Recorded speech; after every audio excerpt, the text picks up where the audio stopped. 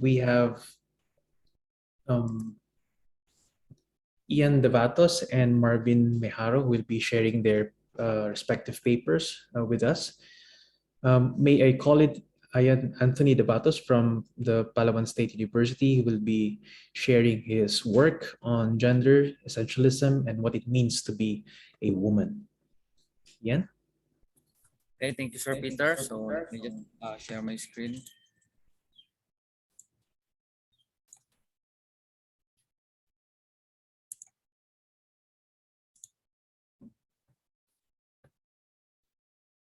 Okay, so can everyone see my screen, my presentation?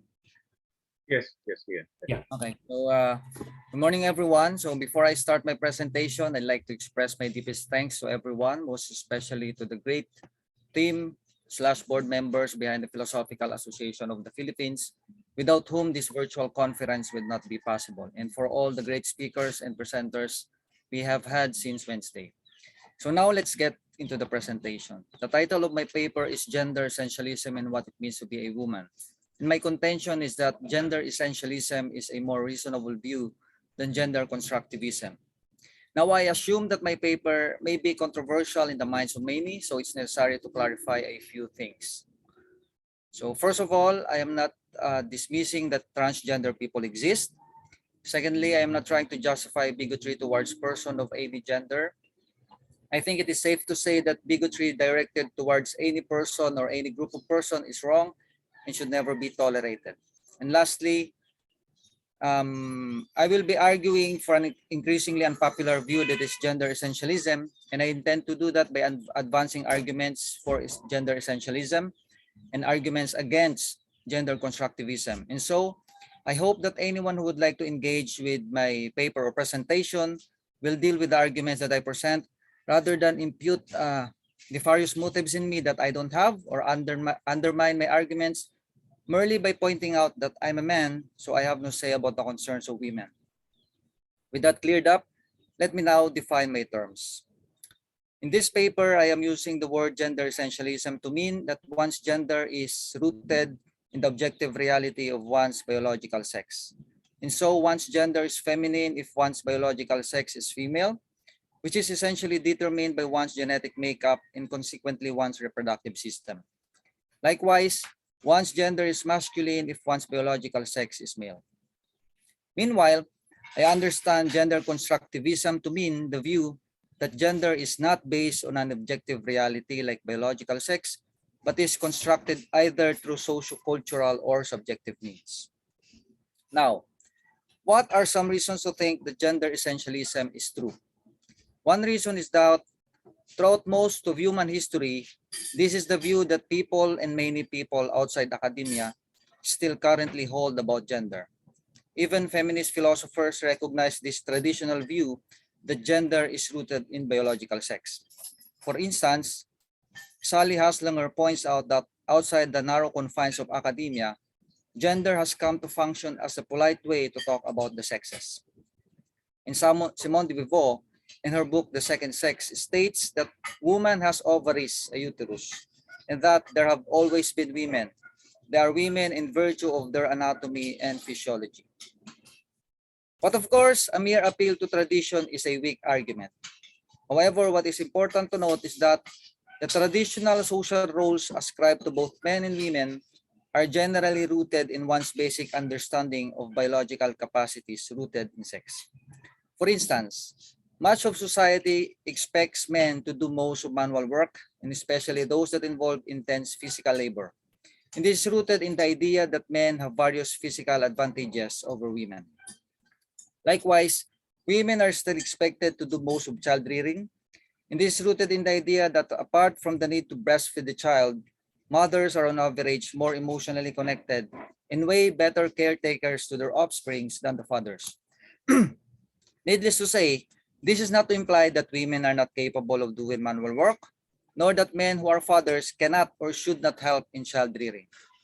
What I simply want to show is that the traditional expectations on men and women have some basis on biological facts. In fact, these unique differences rooted in biology strengthens the idea that men and women complement each other. so that the gendered roles expected of men and women, and specifically of mothers and fathers, are not without merit.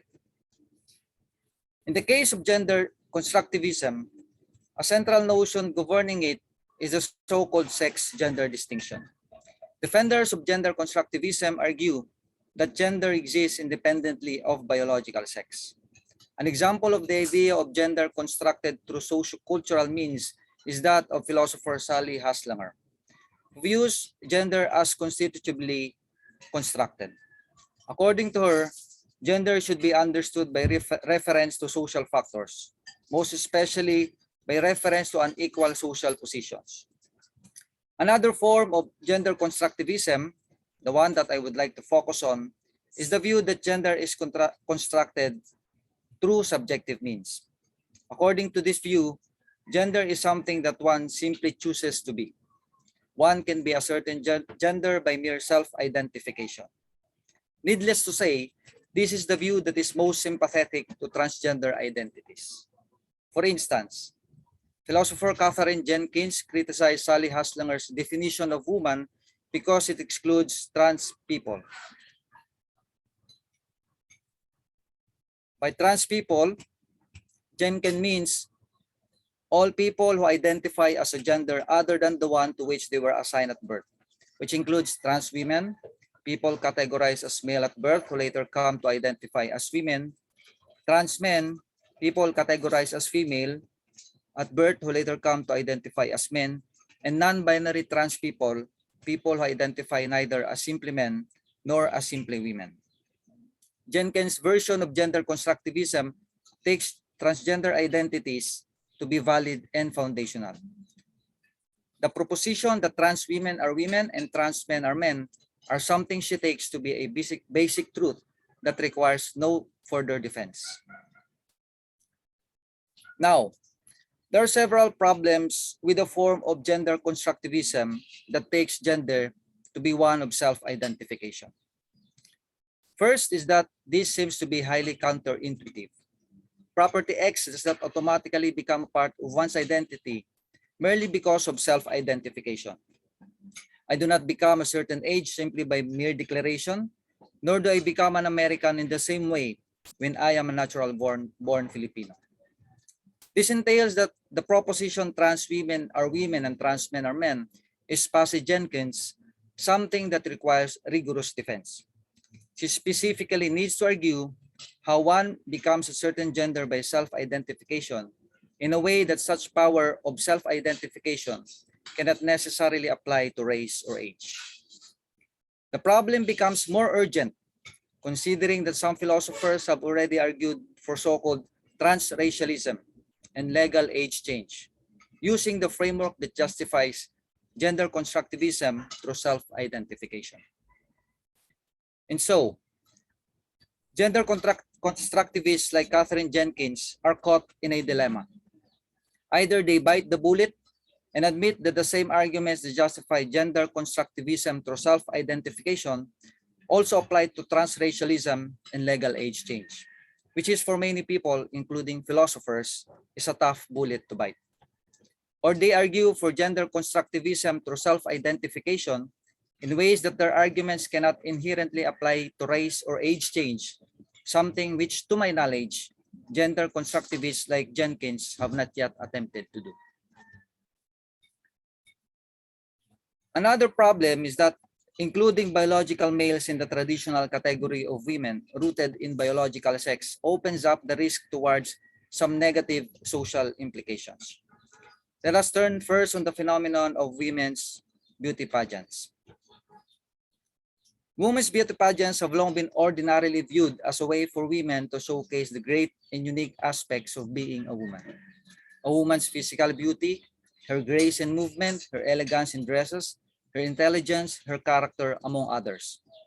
Also, it is important to recognize that a major element in women's beauty pageants is the emphasis on the woman's physicality, to which biological realities play a central part. The insistence that trans women compete alongside biological women in beauty pageants seems misplaced, since such events are designed to recognize biological women in their uniqueness.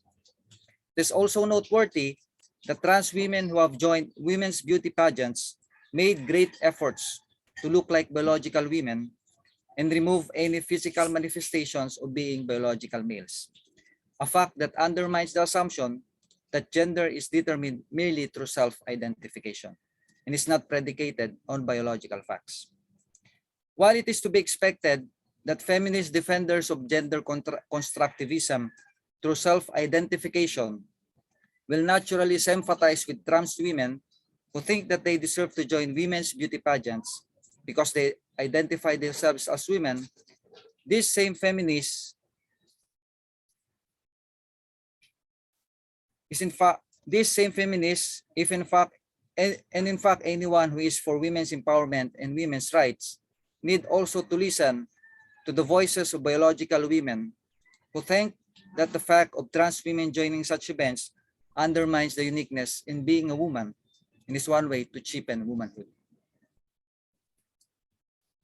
Another and likely even worse social implication of gender constructivism through self-identification has to do with biological males in the form of trans women invading women's sports. Throughout history, sports, especially physically demanding ones, have generally been divided into women's and men's division. The thought that underlies the division is straightforward. Men have various physical advantages over women. In a recent study by Emma Helton and Tommy Lundberg, they state that when comparing athletes who compete directly against one another, such as elite or comparable levels of school-age athletes, the physiological advantages conferred by biological sex appear on assessment of performance data insurmountable. Defender of gender constructivism may propose testosterone suppression in order to balance out the biological advantages of trans women over biological women in sports. This response, however, has several drawbacks. For one, if gender is merely a subjective construct, why is there a need to manipulate a biological element, in this case testosterone, in order to achieve gender equality? This seems to reveal the assumption that gender is still rooted or inherently connected to biological sex, an assumption that is in direct tension with the claim of gender constructivism through self-identification.